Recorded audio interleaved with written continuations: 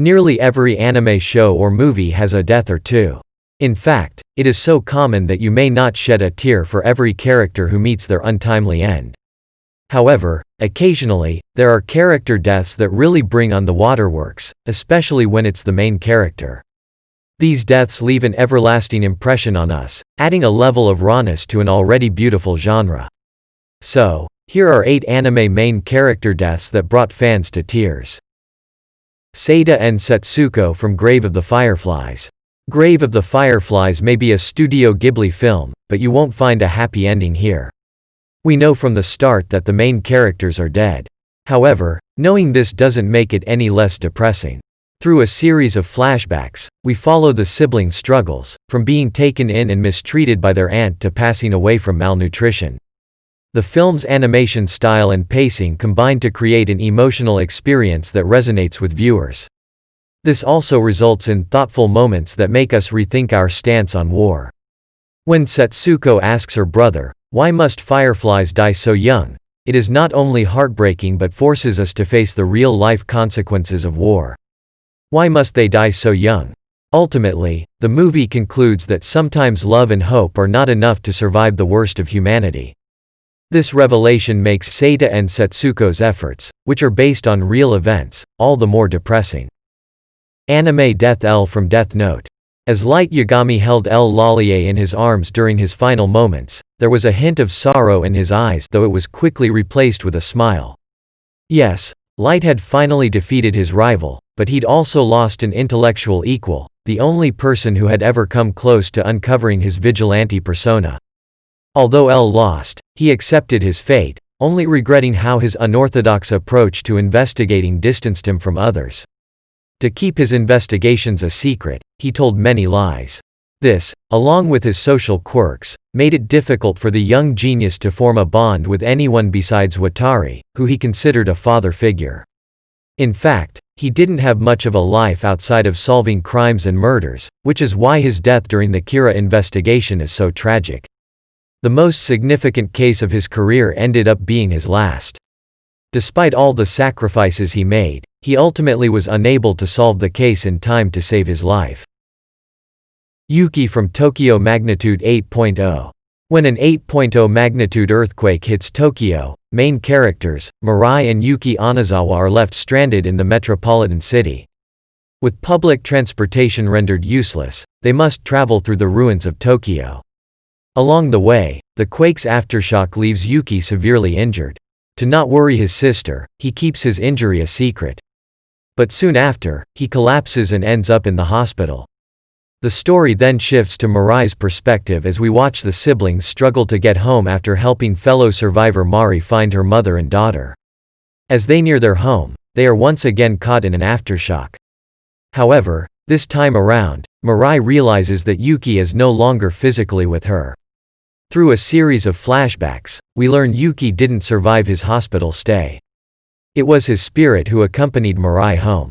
Yuki's spirit tried to talk Mirai about his death during their journey home to help her cope, but each time Mirai brushed him off. These final episodes opened a floodgate of emotions that brought many to tears. Kaori Miyazono from Your Lie in April. 14-year-old Kaori Miyazono has a debilitating disease that affects her limbs and coordination.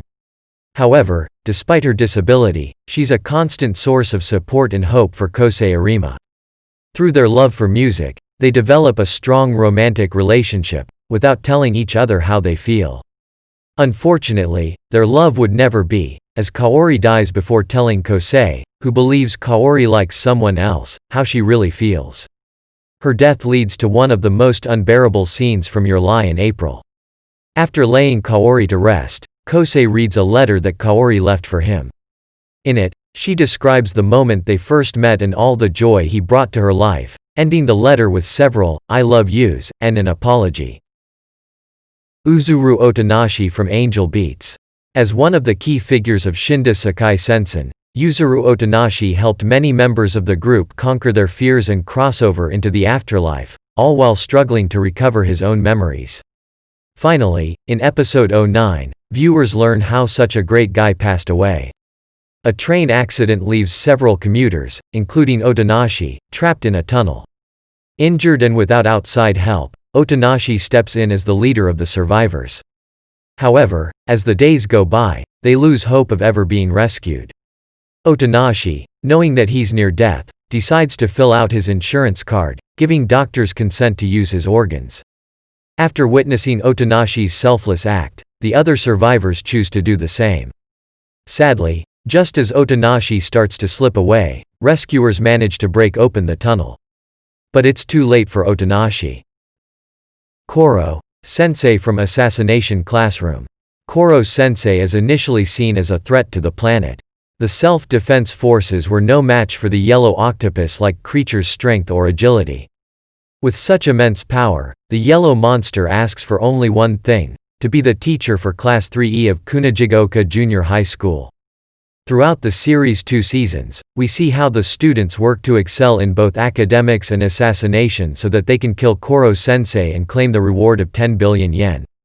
The students eventually learn their teacher's real motive and identity. However, to save the world, they must, unfortunately, kill their mentor, the only person who believes they can succeed.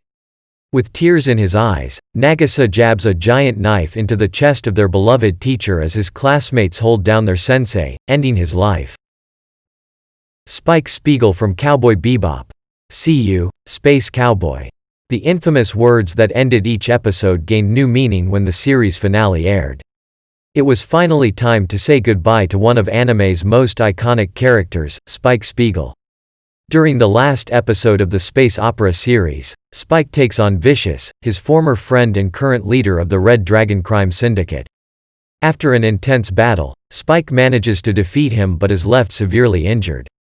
On his way out of the compound, he encounters several members of the organization. With a smile on his face, he mimics a gun with his hand, utters his last word, bang, and falls over. Although it's believed that Spike did, in fact, die, Cowboy Bebop's creator, Shinichiro Watanabe, never confirmed his death. Nevertheless, the ending is bittersweet, as all the characters went their separate ways afterward.